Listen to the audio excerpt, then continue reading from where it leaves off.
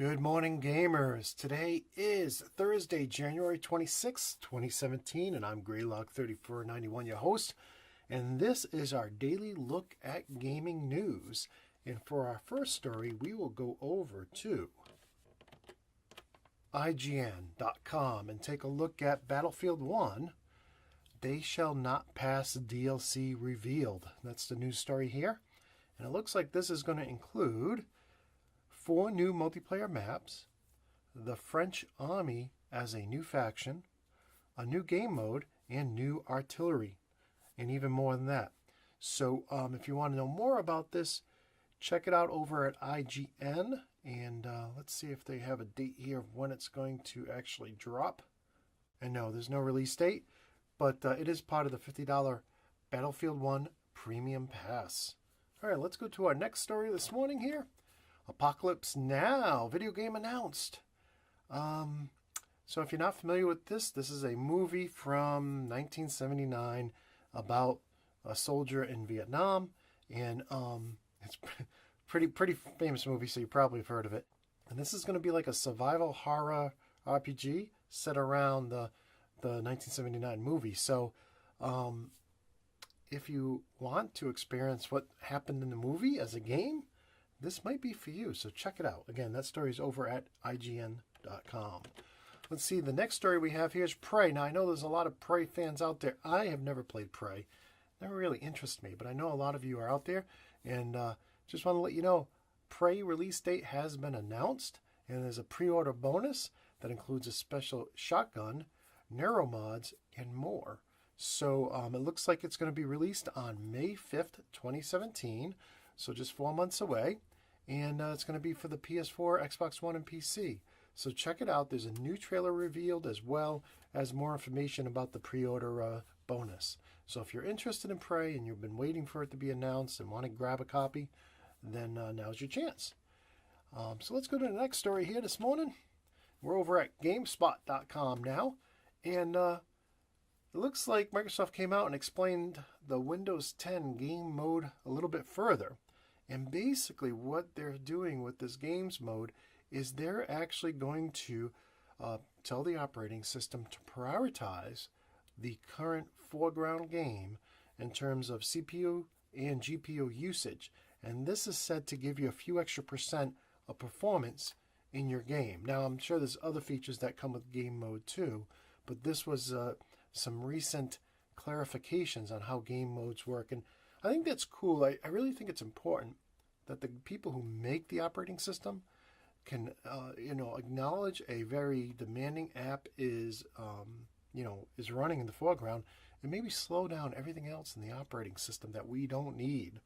I know in the past, I used to just go in there and manually disable services like the faxing service and all these legacy services that I don't need.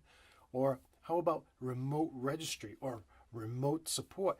Like, if I'm in the middle of a game, I don't need anybody having access to my registry remotely. So I think this is very smart for Microsoft to do this.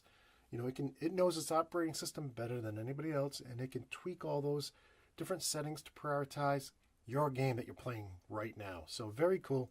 Look forward to seeing this. It looks like insiders are already getting a chance to play with this right now, or sometime this week. And it'd be very interesting to get feedback. But I think it can only make things better for us gamers who play on Windows 10. So with that said, let's go to the next story here. And this is also at GameSpot.com. And it looks like today we're going to be getting a new Mass Effect Andromeda trailer. So if you're looking forward to that game, check out the web today because there's a new trailer dropping for it. Now, we already have an existing trailer, but they say there's a brand new one coming out today. Don't know if it's going to be great or if it's going to be short or long, whatever. But if you're really looking forward to the game, you love the previous games, check that out today. Next, Microsoft is apparently removing Xbox One Snap Mode, mostly for the most part, with the next update that we talked about recently. And they went into this a little bit more detail recently, saying that this is truly to improve performance and reduce the memory footprint of the dashboard. And to me, it makes a lot of sense because even though those apps that we snap aren't as intensive as a full game, the fact that we could snap them at any moment, you would think that that would require Microsoft to reserve CPU, GPU, and memory for those apps. You know, you only can snap one, so they only have to reserve enough for one. But the fact that they were reserving memory and horsepower for those snapped apps, and that was slowing down the dashboard, I can definitely say, you know, you know, sometimes I'll snap Twitch or I'll snap, well, really, I usually just snap Twitch. But then I unsnap. I only snap it to start it, and then I unsnap it. So, you know, for those who like to snap TV and watch TV while they play or do something else, you're going to lose that ability. But for the rest of us, it should be really, really good if you're on an Xbox One. And if it makes that dashboard snappy, because I'll tell you, it started off super slow. So if it makes it really snappy, then count me in. I would gladly give up snap mode to have that dashboard be like really, real snappy. So that's good news. Let's go on to the next story here. This is another GameSpot story, and this one says, hey, Microsoft removed the mention of VR from their Project Scorpio website. Uh-oh. What does this mean? Well, this is one of the times that Microsoft actually responded to a request from the media, and they said, hey, when Project Scorpio ships later this year, it will be the most powerful console with blah, blah, blah, everything they always say, and high fidelity VR will be included, even though we took it off our website. They didn't explain why they took it off their website, but they did. So if we scroll down here, they have a snapshot here of what the site shows right now. True 4K gaming, 6 teraflops, 320 gigabytes per second memory bandwidth, and 8 CPU cores. And if we look at the cached picture of the site, you can see here they also used to say high fidelity VR. So I got to be honest with you, I have no idea why they removed that. But I can tell you, I think that, you know, from their statements, they are definitely going to support VR on this model. Now, I have built recently a Windows 10 gaming PC, and I'll tell you, it plays VR extremely well, and I think that the Xbox Scorpio, Project Scorpio, is about in line with my PC. So I have no concerns that it's going to support VR. But we'll see. But again, Microsoft came out and specifically said, regardless of this removal from the website, that they will support high fidelity VR on Scorpio. That's the plan. So let's go on to the next game story here. Another one from GameSpot.com. Square Enix teases exciting announcement, and the announcement was Lord of Vermillion 4 is on the way. I've never heard of Lord of Vermillion, but I'm sure it has its fans out there. So if you are a fan, just know that Square Enix has announced that the game is on its way. Let's see if we can find a date here in the story. And no, I don't see any dates in here.